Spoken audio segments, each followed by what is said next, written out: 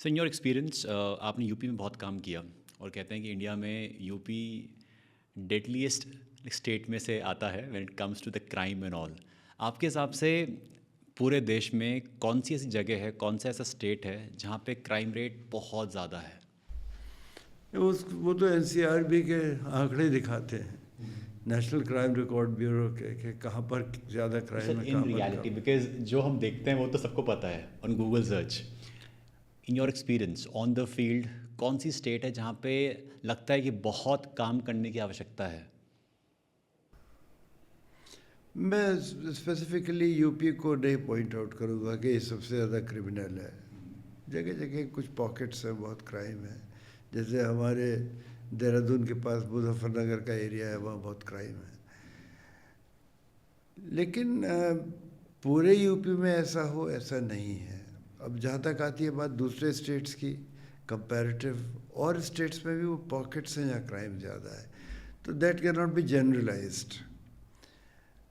Crime जहाँ ज़्यादा है वहाँ पर एक बहुत ही क्लियर पिक्चर होनी चाहिए हमारे रूलर के पास। जो भी है डेमोक्रेटिक सेटअप में, जो भी गवर्नमेंट है, उसको एक इंटेंशन बहुत अच्छी होनी चाहिए कि हमें क्राइम ख़त्म करना है। क्राइम ख़त्म करने के लिए क्या क्या किया जा सकता है? एक तो एजुकेशन बड़ी इम्पोर्टेंट चीज़ है। दूसरे, कुछ ऐसा न किया जाए जिससे क्रिमिनल्स को सपोर्ट मिले।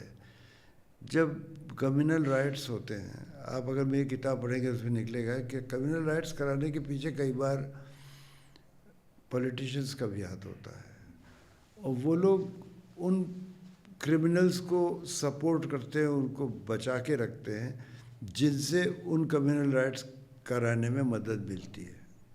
कम्युनल राइट्स क्रिमिनल्स का काम है, तो वो कराने के लिए कुछ पालने पड़ते हैं क्रिमिनल्स।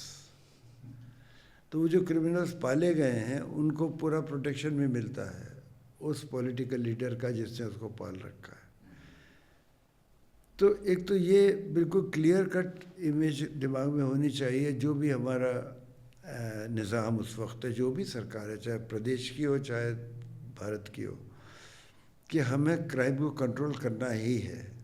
तो उसमें हमें पुलिस को क्या रिसोर्सेज देने हैं, क्या वो लोग मॉडर्न रिसोर्सेज मांग रहे हैं, अगर मांग रहे हैं तो क्या क्या उसमें उपयुक्त देने के लिए, हमारी रिक्वायरमेंट मैन पावर की क्या है, what are the changes that are required in the law of the land, क्या लॉ में कुछ परिवर्तन की आवश्यकता है, वो भी करना ज़रूरी है। तो ये सारी चीज़ें समझ के भारत सरकार करती रहती है, प्रदेश सरकार करती रहती है, धीरे धीरे होता रहता है। लेकिन वो क्राइम एक ऐसी चीज़ है जो कभी हमेशा के लिए ख़त्म नहीं हो सकता। क्राइम तो होगा, वो तो एक दिमागी चीज़ है ना, दिमाग है वो। It is a part of human behaviour कि वो क्राइम करेगा, क्योंकि कुछ ऐसे एक्शंस होते हैं जिनको सोसाइटी आइडेंटिफाई करती है ये क्राइम है, ठीक है। उन चीज़ों को वो इसलिए करता है कि वो एक ह्यूमन बीइंग है, वो हर ह्यूमन बीइंग के अंदर कोई ना कोई वो करने का एक नज़रिया होता है, एक जज्बा होता है, एक तरीक़ा होता है अपनी ज़िंदगी जीने का। कुछ के लिए वो भी एक एस्पेक्ट आ जाता है, वो शायद माइंड का मेकअप अपने आप में क्रिमिनल होने का होता है। साइकोलॉजिस्ट्स बताते हैं कि the criminal is not made overnight, the criminal is born, और वो उसके अंदर रहती है। तो identify that criminal at the right time, बचपन में ही उसको उस रास्ते पे डाला जाए जहाँ पर वो सुधर सके। ये बहुत लंबे काम है, बहुत मुश्किल काम है, और उसके लिए एजुकेशन के लेवल पर हमें बहुत काम करना है।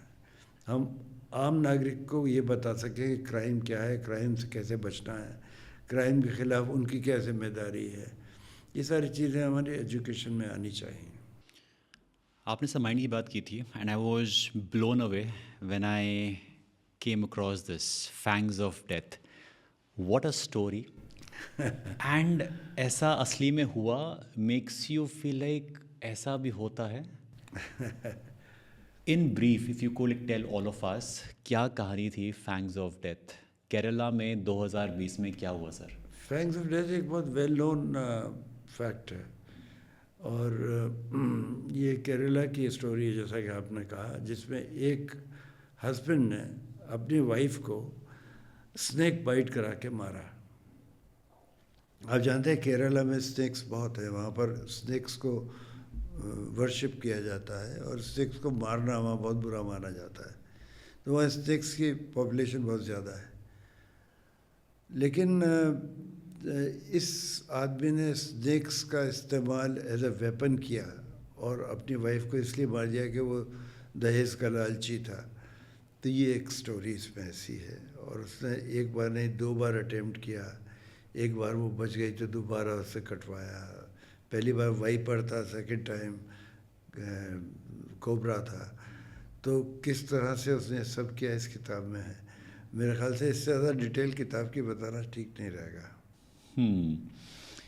लेकिन ये एक केस जो इंटरेस्ट वर्कआउट किया पुलिस ने, जब इनिशियली ये घटना पुलिस तक पहुंची तो like you and me the reaction was कि तो सांप ने काट लिया, मर गई। Exactly. This is what this man also thought कि मैं मार दूंगा तो कुछ नहीं होना है, तो सांप ने काटा है, हम क्या कर सकते हैं। लेकिन पुलिस ने इसको जिस तरह से इन्वेस्टिगेट किया और जिस तरह से ये प्रूव किया, और जैसे कोर्ट के अंदर प्रूव होने के बाद इसको सज़ा भी मिल गई, अभी भी जेल में है वो ये, भी डबल इम्प्रिजनमेंट। Life imprisonment. तो लाइफ इम्प्रिजनमेंट जब तक ये जिंदा है तब तक वहीं पर है।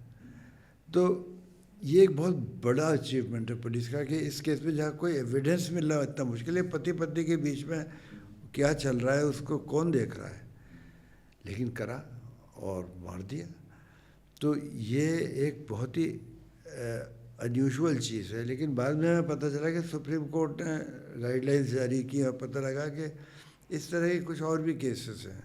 और आपको जान के आश्चर्य होगा कि हल्द्वानी में भी एक ऐसा केस हुआ जहाँ पर सांप से एक किसी महिला के कोई लवर थे, तो लवर के साथ मिलके उसने अपने पति को मार दिया सांप से कटवा के। यहाँ जो मुझे पढ़ने में आया कि the murder weapon had a mind of its own, which is like oh my God.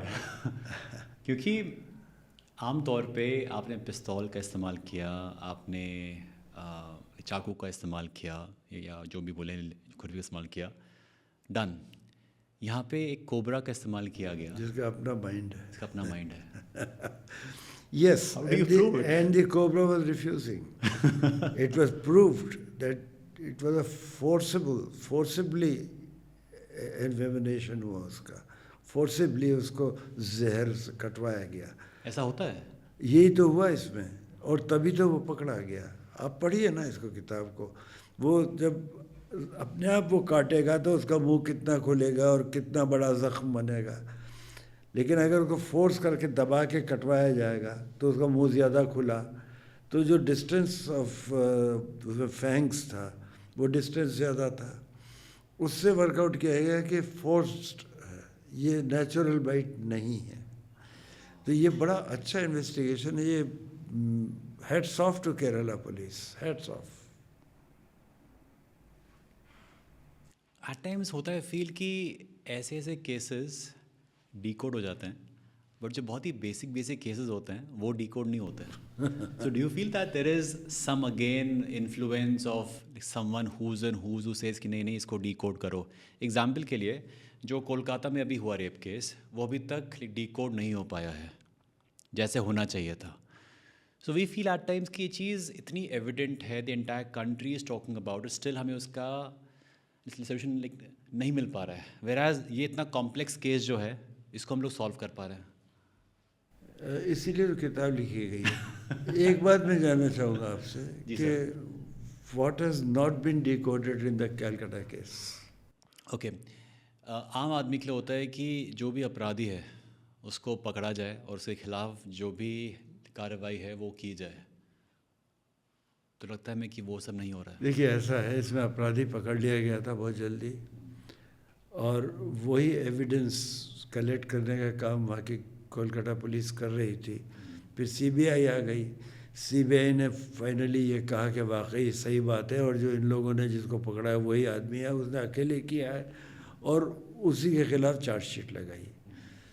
कहने का मतलब ये है कि इसका पॉलिटिसाइजेशन बहुत ज़्यादा हुआ, इसका बहुत ज़्यादा खबर किसी अन्य कारण से इतनी बड़ी बनी। अफसोस की बात है कि ये हुआ, ये ऐसा क्राइम नहीं होना चाहिए. It's a very sad commentary on our society that it happened. और इसमें कस के एक्शन होना चाहिए था, लेकिन इसमें जो कुछ एक्शन पॉसिबल था वो हो रहा था और फाइनली हो गया है. अब उसके खिलाफ मुकदमा ही चल रहा है और कुछ नहीं होना. क्या रह गया मुझे नहीं पता क्या रह गया. भाई तो क्रिमिनल पकड़ लिया आपने, एविडेंस कलेक्ट कर ली, चार्जशीट कोर्ट में चली गई, अब और क्या चाहिए. अब कोर्ट डिसाइड करेगा. मे बी शायद आम जनता चाहती है कि कुछ एग्रेसिव एनकाउंटर कर दिया एनकाउंटर जाए. किया था. Encounter people want. तो फिर वो आक्रोश होता वेयर है. Is the law of the law of land. The land. Agree. और कौन डिसाइड करेगा कि अब ठीक है इनकाउंटर कर दो. उसी के लिए तो कोर्ट बना हुआ है कि इसको जान ले सकते हैं, इसको मार सकते हैं, या इसको इसको सज़ा दे सकते हैं अलग तरह की. लेकिन अगर मैं एज अ पुलिस ऑफिसर ये डिसाइड कर लूँ कि ये आदमी बहुत बदमाश है, इसको मार देते हैं, is that right? That is not right ना. तो इसीलिए मैं इसमें कहूँगा जब पब्लिक की कोई भी रिएक्शन हो, एक लॉजिकल और एक लेवल हेडेड डिसीजन होना बहुत ज़रूरी है. तो इसमें एनकाउंटर तो अगर नेचुरल सर्कमस्टेंसेस में एनकाउंटर होता है अलग बात है, लेकिन we know that we have got the person in our custody और हमें मालूम है कि इसके खिलाफ केस चार्जशीट हो चुका है, तो अब किसका एनकाउंटर करेंगे.